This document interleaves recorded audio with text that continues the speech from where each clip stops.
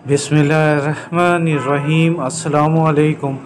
पाकिस्तान में रमज़ानुल मुबारक 2024 का पहला रोज़ा कब होगा?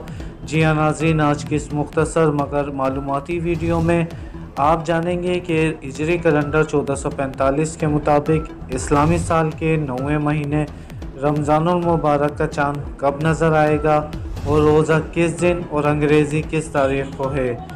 इससे पहले कि हम वीडियो में आगे बढ़ें, चैनल को लाजमी सब्सक्राइब कर लें, क्योंकि इस चैनल पर रोज़ाना इस्लामी कैलेंडर के मुताबिक चाँद की दुरुस्त तारीख़ बताई जाती है।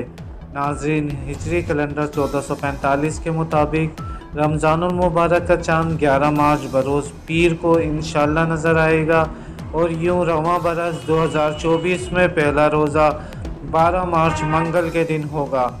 यहाँ हम अपने नाज़रीन को बताते चलें कि पाकिस्तान में चाँद की 1 तारीख़ का ऐलान चाँद की रुयत के बाद रुयत हिलाल कमेटी के चेयरमैन की जानिब से किया जाता है।